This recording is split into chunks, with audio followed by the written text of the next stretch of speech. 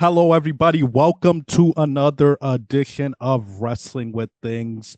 And I am just going to get straight into it because I am so excited to pick the brain of our special guest here. You have probably known him as T-Bar, Dominic Dijakovic, or Dijak. You've probably seen him on NXT, WWE Monday Night Raw, and so forth. Today, our special guest in the virtual building is Donovan Dijak. Thank you for gracing us with your presence, Dijak. How are you today? I'm doing very well. How about you? Doing great.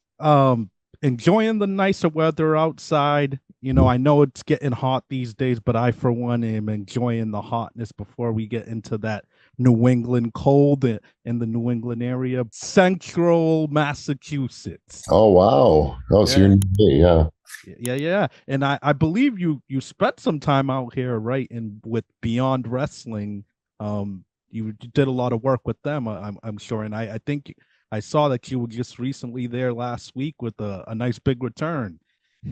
That's right. Yeah, Worcester, Massachusetts. I was born and raised in Lunenburg, Massachusetts, which is about 25 minutes north of Worcester. So yeah, that's kind of my stomping grounds. I was at the White Eagle, which is a venue that I've wrestled at before. It was nice to go back. It was nice to see so many familiar faces. So yeah, that's kind of the area that I've been. That's my only match back so far. I got a couple more this weekend though coming up. Awesome. Great. So I just want to get right into it. So the first thing I'd like to ask, I'm really curious about this because I'm sure, the audience has so much questions, considering you now a free agent. But I'd like to start with this.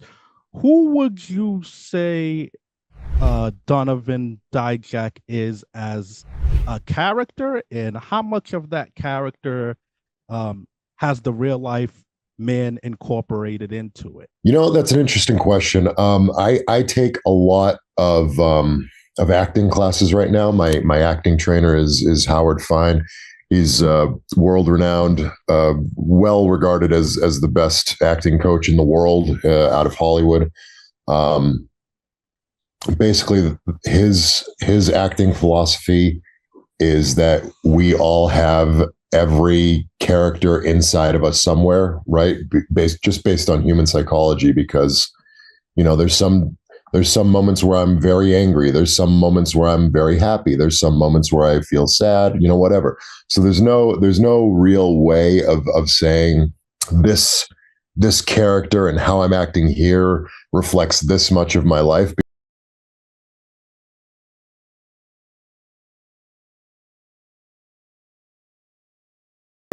The presentation that you're getting from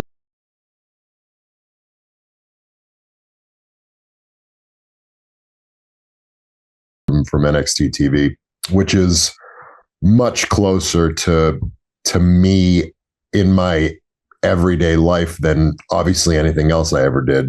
T-Bar or Dominic Dijakovic, which were a bit outside of my day-to-day spectrum. Basically, Dijak is just me on a bad day, right? It's it's a guy who's focused on what makes him frustrated. It's a guy who's trying to make things right in the world, no matter what it takes to do that, because the world has brought that upon itself. But now the transition over the course of a year and a half, and now changing brands and changing names into Donovan Dijak has trended more and more in the direction of the way that I feel on most days, which is just kind of a little bit more pleasant, a little bit more sarcastic, a little bit more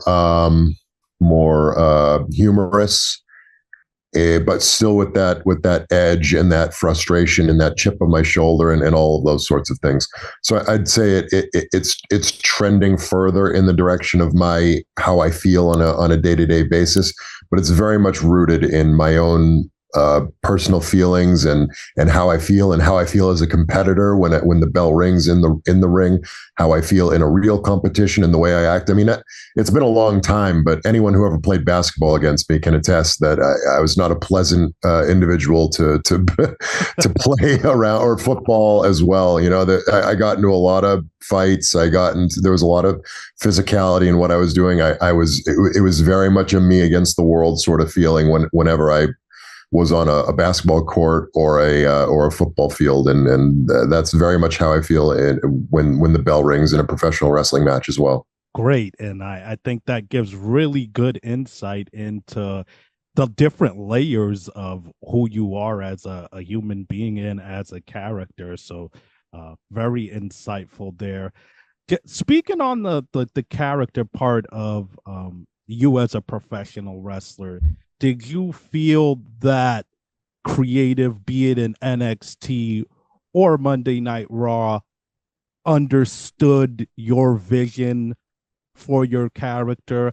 How much would you say they understood it, and would you say you guys were it's miles apart, or just more of, hey, we kind of collaborate together and meet in the middle?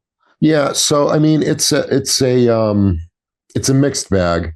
At the end of the day, it's my job as the performer to portray whatever the creative lands on, right?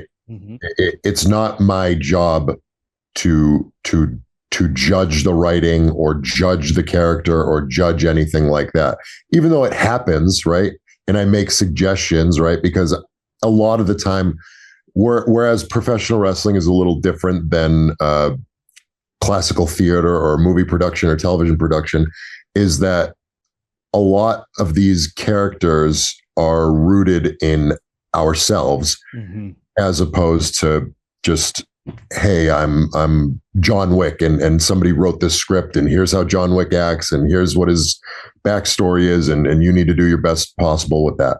You know, Keanu Reeves doesn't go to the writer and say, I'm sure there's exceptions, but Keanu Reeves doesn't go to the writer and say like, oh, I think actually that, you know, he's a little bit happier. And I think that all comes with the interpretation and the performance and et cetera. But in terms of the actual creative direction and stuff, that's typically left to a professional writer whose literal job it is to write stuff. Mm-hmm. That being said, we have that in pro wrestling, right? We have professional writers whose literal job it is to write stuff, but they a lot of the time they don't get the same semblance of these characters, because if you think about it, like Dominic Dijakovic, for example, or Dijak, for example, which was it was acknowledged that he used to be T-Bar. It was acknowledged that he used to be Dominic Dijakovic. So there's this whole 6-year arch. But then I show up to NXT and I look around and every writer there has been with the company less than me. So they're tasked with the monumental task of writing the story for a character that I'm much more familiar with than they are, mm-hmm. right? So then it tends to become more of a collaborative effort, because in a perfect world, they should be leaning on me a little bit more, because I understand the motivation and the backstory and all of these things a little bit better than them. Even though they're the professional writer, it falls on me a little bit more, or it should fall on me a little bit more, you know, right? Always, there's different pieces of this in practice and how it goes. But certainly in NXT, it was more of a collaborative effort, whereas on the main roster with the T-Bar stuff, it mostly was not. I tried to contribute as much as I could in terms of what I thought would present well and what I thought would do better. But at the end of the day, the buck stopped at the writing team and the head writer and ultimately Vince McMahon in the time that I was there. Right. So it then became my job to present the best possible version of what I was being given. And I thought I did that. I don't look back at that with any regrets, right? Because my options were either do my best or refuse the role, right? And if I refuse the role, that's a huge gamble. with my status in the company, I probably would have been fired immediately. I would be my guess. You know, some guys get away with it. Some guys can stick their foot in the ground and say, I'm not doing that. I'm not saying that. And then it's like, oh, everybody scrambles to work around them because they have, you know, more pull or whatever it happens to be. I don't feel like I was in that position at all. I feel like I probably would have been fired, and it probably would have been right in the middle of the pandemic. So I'd probably be in a lot of trouble if that had happened. So I didn't. I did my best performance. I did. We all did. Everybody in Retribution did.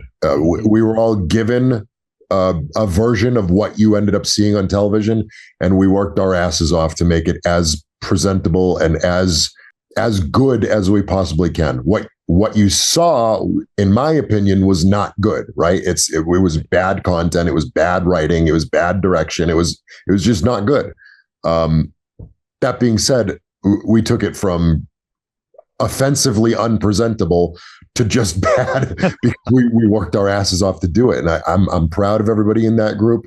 And again, that's just opinion, right? It's all subjective. Right. Maybe there's a handful of people out there that thought that Retribution was the greatest thing they ever saw. I think the mostly unanimous opinion of people was that they didn't enjoy it and that it wasn't well thought out or well populated with excellent writing or anything like that. So, I mean, at the end of the day, it is what it is. I don't think the writers, like, I don't blame the writers. I don't think they were like, what biblical nonsensical jargon can I write here? You know, I don't think that was the thought process. I think they were just doing what Vince was telling them. And I don't think Vince knew what he wanted or what he was doing. I think he came up with an idea.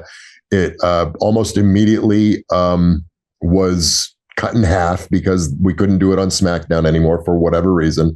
And then I think he lost interest immediately, and it just became a service to accomplish other things, which, you know, at the end of the day, that was our job, right? We were being paid to do that. So that's what we did. And that was his job, and that's what he did. So it was what it was. But yeah, in terms of the NXT version of that and the collaboration with Shawn Michaels and Johnny Russo and all of that, I was leaned on a lot more in terms of creative presentation and verbiage and things like that. So I was much happier with those versions of me as a character.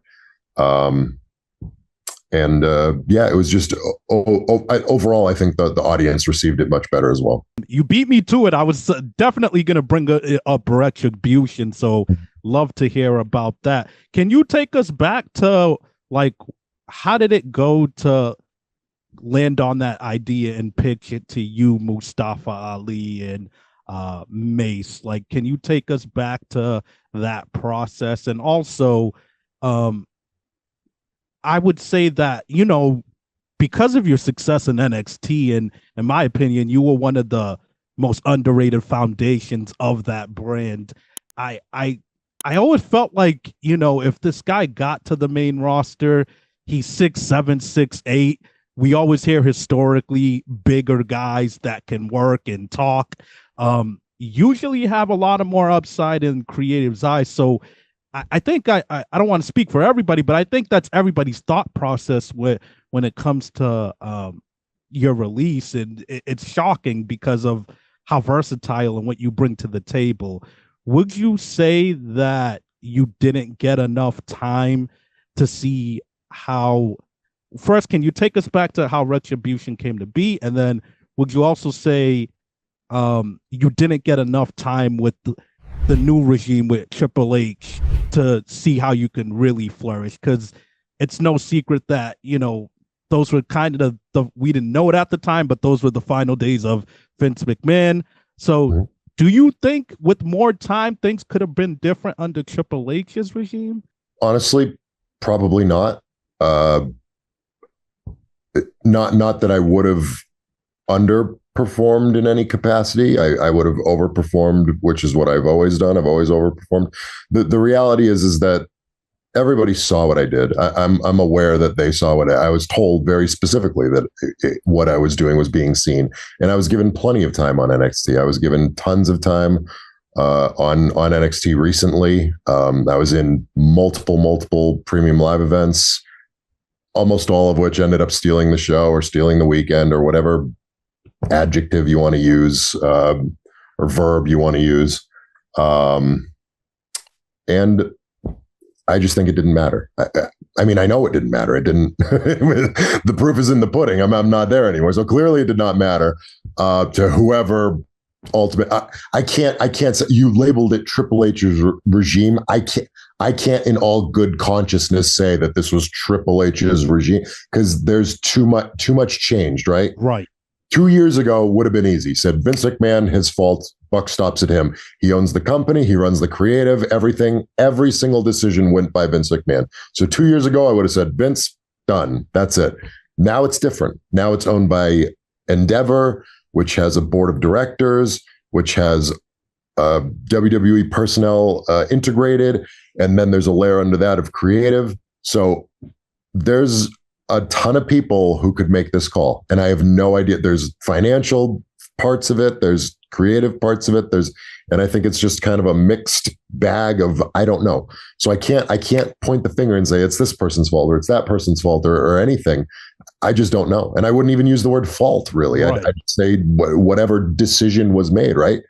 Because at the end of the day, if someone at a board meeting says, oh, our shareholders are upset and we need to save X amount of dollars and we've allocated every resource and it has to come out of talent.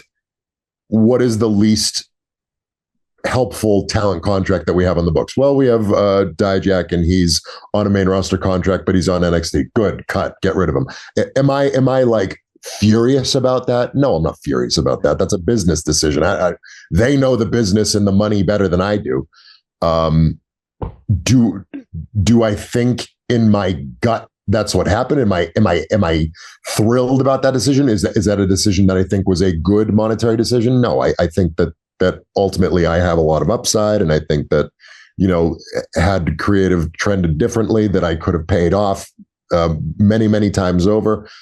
But that's opinion. That's my opinion. The whole thing's subjective. So it is what it is. It basically, at the end of the day, it's out of my control, and I try not to spend too much time worrying about stuff that's out of my control.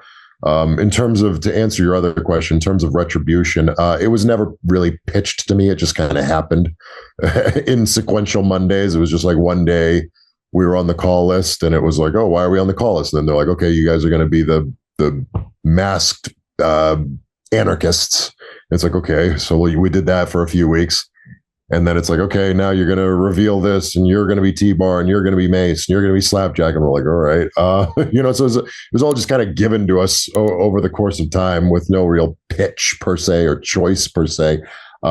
Before all of that happened, I pitched becoming part of the group to Vince directly, because the timing of it was, I don't remember exactly how long, but there was probably like a 2-month stretch where Retribution was just people in masks, in ski masks and stuff, and all black outfits, just creating havoc and like breaking stuff and setting things on fire and whatever. So somewhere right after that started is when I went to Vince and pitched my idea and pitched the people I thought could populate it, and how I envisioned it looking, and thought, here's a list of people you might be able to use. Here's what this might look like. Here's our reasons why I think this is a good idea. At the time, he watched it and he absorbed it, and then he gave me like a 5-minute speech on professionalism. So, which in hindsight is interesting, but yeah, so I kind of thought it went in one ear and out the other, and I was like, all right, whatever. I'm 0 for 2 with this guy, so he's probably just not interested in me, and I should probably start thinking about another job, But then, 1 week we popped up on the call list, and I was like, oh, okay. And then, it started to trend in that direction. I'm like, hey, maybe he listened to me. This is great. I first ever pitch to Vince McMahon, and he listened, and it's great, and we're off to a great start. Maybe he really does love big guys. And then it kind of, you started to see trickles of it not being what I pitched, having a portion of what I pitched, but like a also important portion of it was just completely his idea. So So we were in this kind of interesting middle ground where it was me and basically my best friends. So that part of it was awesome. We had all been in NXT for like 3 or 4 years at that point. So being on the main roster, part of it was awesome. We're all we haven't signed a main roster contract yet, so we're like, it's within our grasp. We can get there. We can, support our families better and all those things. And at the end of the day, it's like, boy, this creative is very, to us, again, subjective, but to us, it's not presenting well, and we think that the audience is going to dislike it. But at the end of the day, we're like, whatever. This is Vince McMahon's company. He can do whatever he wants. He likes this. It's his idea. He created it. He seems invested in it. We'll just populate the characters, and he'll push it. And no matter what it is or how silly it is, he'll continuously push it because that's Vince's MO, right? He's done this before. He's had bad ideas that he just continuously pushes and pushes and pushes, and eventually it either gets over or it doesn't. We were confident in ourselves that we could get anything over. So the reality is that push ended very quickly. For maybe not for because of our performance. Maybe it was. I don't know. In his eyes, anyway. We think it was more of like the end of the Fox deal and then the timing with contracts and stuff like that. So I think that all played a role to kind of sour him on the whole thing. And like I said earlier, it turned into, let's just use this to do something else. So we just worked our asses off to make that the best version of that we possibly could. Yeah, absolutely. And of course, like you said, it's subjective, but I thought the debut was very, very strong, and there was a chance there. But well, which debut are you talking about? Because it debuted a few times. There was the debut on Raw that I wasn't a part of, which was throwing Molotov cocktails at the generator. That was across the board. Nobody liked that. It seemed too hastily done. Again, I had nothing to do with this, but I was told it was like writers and extras mostly. So we got people out there that aren't trained WWE wrestlers. It's just whoever. I mean, if you're watching this and you're one of the indie wrestlers who did that, I'd love to hear from you the background story to it. But I think it was mostly writers. I don't even know if we had extras at that time because it was like pretty early in the pandemic. So I'm not sure if we were allowed to have extras. So it might have just been all like writers and stuff. That being said, it seemed hastily put together. I was told, I heard through the grapevine that basically the idea was like 24 hours old and they just rushed it right onto TV. But then there's the other debut, which was kind of the debut of us as characters. And that was when you got the masks and all the face paint and all that and the names. Also not well received because everybody could immediately tell that it was like me and Mia and these other people who they'd seen weekly on that exact same television station. So it was like there's a huge disconnect because they're not explaining that that's part of it. They're just pretending that we're all brand new characters. So I don't think people like that. The one debut that people did seemingly like was Ali's debut. Yeah, because that was a cool moment where he turned on the Hurt Business and the whole attack happened. Yes. We actually looked like, badass killers once because we beat the hell out of the Hurt Business. But then again, all the timing of this, I think like right after that, there was like a COVID thing. So maybe we missed a week or we were off SmackDown or something. And then it started to kind of fall apart piece by piece. And there was a thing with contracts and trying to figure out where we lied in between NXT and main roster, because nothing of that sort had been established in the COVID time. So it was just kind of messy at that point. And then, like I said, the push, again, a push is figurative. There's no like measurement of a push, but the figurative push seemingly started to dissipate pretty quickly after the Ali stuff. So now that you're a free agent, and of course it's still fairly recent since you've been one, are you thinking that you're enjoying this new freedom of being able to wrestle at any independent promotion? Is there some interest with maybe a TNA Impact, a AEW, a MLW? Where is your head at as far as being a free agent? Yeah, the creative freedom more than anything else, right? To be able to be my own writer, to be my own director, to be my own storyline producer. That's important to me because I feel like I have a very good mind for myself, right? As I would hope most people do when you've done this long enough, right? If you're brand new and they just give you something as whatever, then yeah, they can write the bits and pieces and fill it in. But, you know, I've been some semblance of this character for most of my career, with the exception of T-Bar. So we'll call it, 10 years worth of being something reflective of myself in my everyday life. So yeah, I like to be able to mold that. I like to be able to be in control of that, between the promos, the matches, the storylines, all that stuff. I love to have a big hand in what's happening there. So that right now is very freeing. It's very refreshing to be in complete control of that for the first time in 7 going on 8 years, because it wasn't like I had a ton of that in Ring of Honor. A lot of Ring of Honor was given to me. So yeah, it's good. I feel good. I feel validated. I feel like I have relevancy in my mind, and especially in ring, which I've always had. Especially in this latest NXT run, I was given good opportunities in the ring, but still, there's always that oversight piece of it where the producer has to approve of this, and then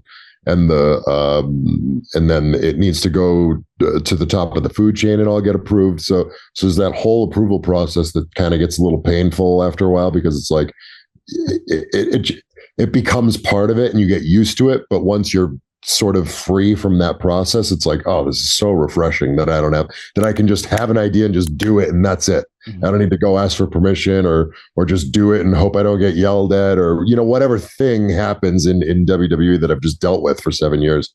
I don't really have to do that right now. So that part of it is awesome. And you mentioned those other companies. I'm in contact with everybody, right?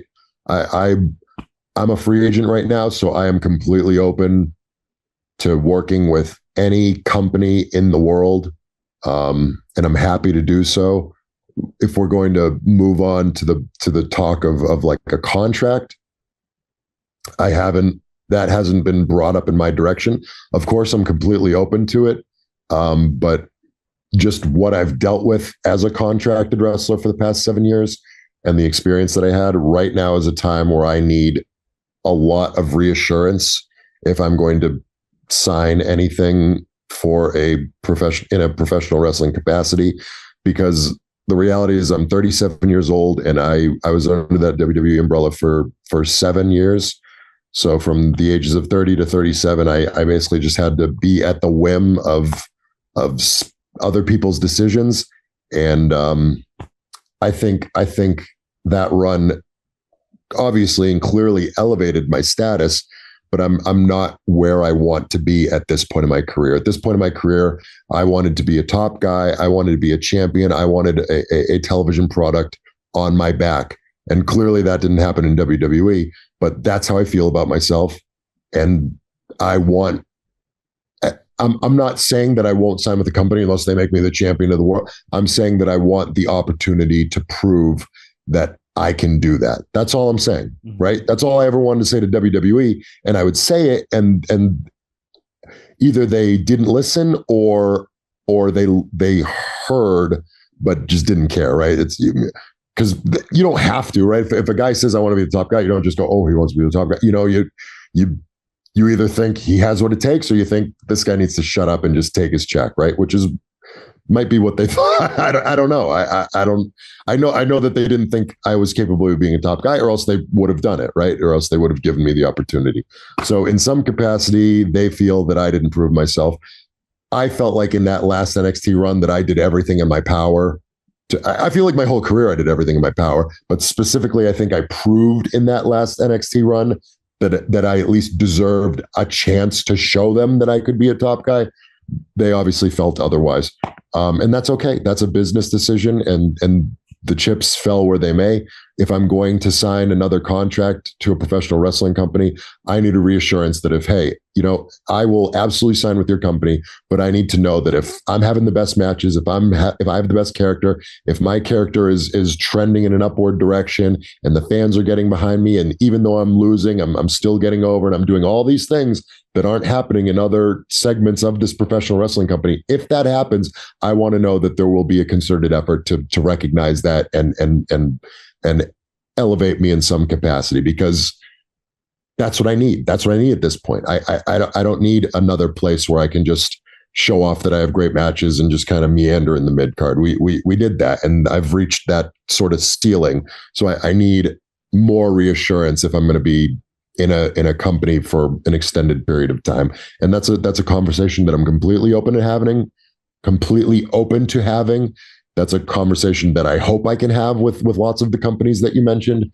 That being said, the gateway of communication has been opened on all fronts. All of those companies know that I'm interested, and we'll see. I'm not holding it against them, right? It's coming up with a contract or coming up with a spot for a free agent is not the easiest thing in the world, especially when you found out, we're not even at 2 weeks yet, right? Where the world found out that I'm going to be a free agent on June 28th. And then we're even less removed from June 28th. So I've been a free agent for, I guess 11 days, right? So I don't expect everyone to heads to explode and for contracts to come flying and for TV time to open up, right? Historically, TV is booked it's in phases, but the closest you get, unless you're Vince McMahon, who would rewrite TV 5 minutes before it was happening. But for the most part, you're usually a couple weeks out on storylines, and then even further out on the matches that you're trying to get to, from pay-per-view to pay-per-view and stuff like that. So I'm not, there's no massive rush here. I want to prove myself as a free agent. I want to win championships on the free agent market. I want to go overseas and show the people overseas what they've been missing for 7 years, because I haven't been to Europe since I was Donovan Dijak last time. So that's kind of my focus right now. And then we'll have those conversations as they pop up. Great.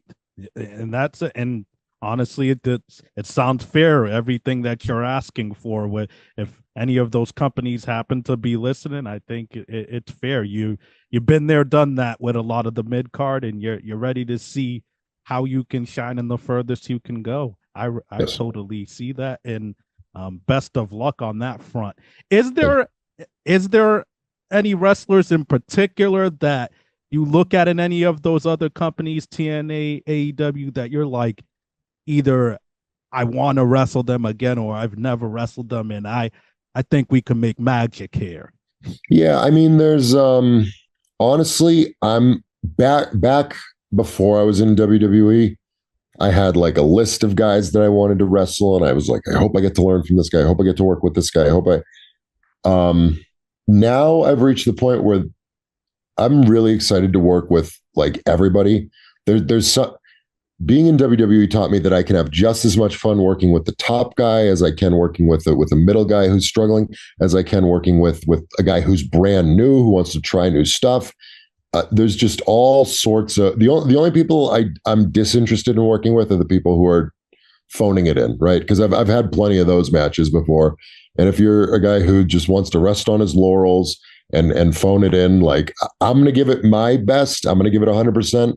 But I can tell almost immediately when I'm calling a match with someone whether they're interested in having this match or whether they're just trying to get to the next show. If they're just trying to get to the next show, then basically I'll put the ball in their court. I'll say, hey man, we'll do whatever you want to do. And then I'll do my portion of it at 100%.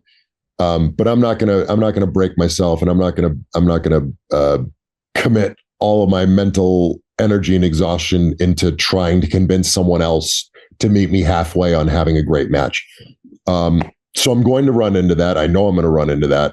It'll be that's closer to a day of work for me. But at least when I get in the ring, I'll have fun, because it doesn't matter a match scenario. Whatever happens when the bell rings, I'm having fun. That being said, everyone I've encountered, I haven't encountered that situation in WWE in a long time, especially on NXT.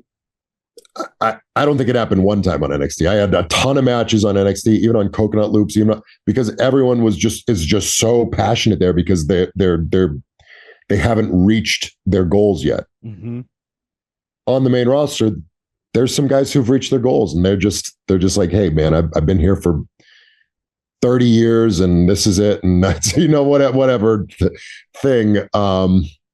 For the most part, and we're talking a very small percentage of people, right? I only encountered this maybe a handful of times in WWE and before I was in WWE. So I don't expect to encounter it much, if at all, in my current run.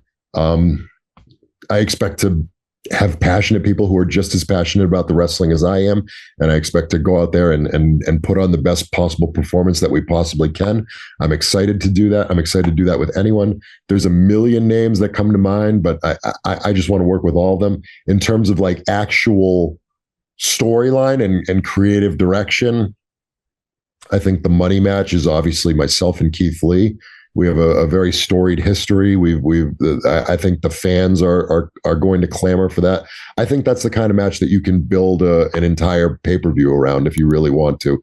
And I want to do that. So I haven't spoken to him about it because I know that he's on the shelf for a little bit. So I haven't really spoken to him too much in that context. But I'm almost positive, because I know Keith pretty well. I'm almost positive that he's probably of the same mindset of me, which is not to just do this as many times as we can on the indies like we used to, right? He and I wrestled, I think, 8 or 9 times on the indies before we even got to WWE. And then we had like probably 6 more matches, and if not more, in WWE, to the point where we got up to like 20 matches or so. Unfortunately, our last match against each other was like an 8-man tag or something, where T-Bar was against Keith Lee and for a little bit of so that was the last time we wrestled. So I'm looking forward to making a much bigger deal out of what, rightfully should be a big deal, because this is the kind of thing that I've had people come up to me and say like, hey man, like those matches encouraged me as a big man to become a wrestler and stuff like that, right? So this is the kind of thing that has a lot of history. It has a lot of emotional attachment and engagement from a big chunk of fan base, and I think people are super excited to finally get that rematch that honestly I was at a point where I didn't think it would ever happen again. And I think a lot of the fan base thought it would never happen again. But now there's the chance. Now it's on the table. So I think we both hope that it does. Yeah, he was the first name. I was hoping you would say him, because I think you guys are professional wrestling soulmates. And you guys are literally the standard for being big men that are literally and figuratively larger than life. So I would love to see that on a bigger stage, and hopefully for a championship of some kind. I hope so. Do you have a favorite match or moment, whether it's WWE or any other promotion?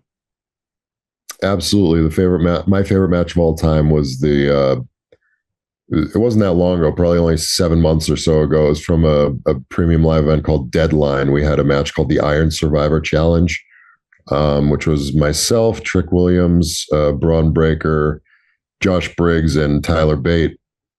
And the match concept is like this: you pin someone and you get a point. If you lose the fall, you go to the penalty box for a minute, and then it just kind of circles out as people come out gauntlet style every 5 minutes or so. And so it was so complicated and so complex and so different than anything else that any of us had ever done, that it really, at this point in my career, it was such an overwhelming challenge that I just dove headfirst into it. And the process between putting it together and getting their input and then collaborating with the producers and everything like that, until ultimately we were fine-tuning it up until the final moments, and then practicing it. And the practicing was just as difficult as putting it together, until finally the execution of it, and to see the final product and to be able to be a part of it and watch it firsthand was easily the most fulfilling thing I'd ever done involving a professional wrestling match. So that for sure is my number one. Behind that is probably a triple threat that I had with Keith and Roderick Strong on NXT TV. That was an absolute blast. And then it's just kind of a mixed bag after that. The triple threat that I just had at Stand and Delivers up there. The last man standing match with Ilya is up there. The Vengeance Day return of Dijak with Wes Lee is up there. There's just a ton of options, and all of them were so much fun. The takeover match with Keith at Portland is up there.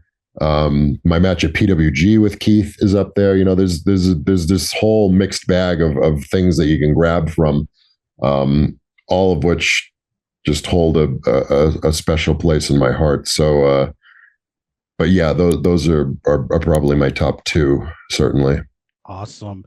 And I think another interesting about you as a professional wrestler is that there's like in sports and wrestling, there's always comparisons made. Like, oh, I see some of Michael Jordan in him, or I see some of Yokozuna in him. I think the great thing about you is you can't compare your ability and style to anybody. You're an original. I would certainly say, and I'm not just saying that because you're sitting right virtually in front of me. Like, you're an original. But is there any big man in the past that you either borrowed, pointers from, tips from, or that you maybe have studied and incorporated and modeled some of their ability and performance methods in your character? Is there big men that you looked up to at all? Yeah, for sure. There's a whole list of them. I'd say that right at the top of the list is like The Undertaker, Randy Orton, Mike Awesome, JBL. Who kind of rounds this out? Yeah, that's those are probably a lot of the main ones in terms of big guys. But the thing about me is I would also take a lot from normal sized guys too, because I didn't want to just be a big guy. I wanted to be a big guy who could move, a big guy who could do stuff. So there's a lot of Shawn Michaels and even Triple H. I took some stuff from, and take some stuff is kind of like not a lot of like, oh, I saw them do a move, let me do that move, or I saw them do something this way, let me do it this way. But just more of like an overall flow and style and cadence and how things act and the way things look and things like that. That's more what I'm going for. Bray Wyatt was an influence. Rest in peace. There's just all sorts of really, I take a little bit from everybody, right? But those a lot of the guys I mentioned, Brock Lesnar's another one. I think Brock Lesnar's. If I had to pick someone who's the best in-ring performer that I've ever seen, it's probably Brock Lesnar. Again, it's an overarching sort of statement, right? If I'm talking about like storytelling, then maybe it's Roman Reigns. If I'm talking about like selling and facials and cadence, then it's probably Randy Orton. If I'm talking about match structure and overall sort of sequencing, then it's probably Shawn Michaels, right? So there's a million different guys who you can put in that conversation for best wrestler of all time. But in terms of the guy who, if I had to sit down and watch my last professional wrestling match ever, it'd probably be Brock Lesnar, just because he speaks to what I like in terms of seeing something in a professional wrestling ring.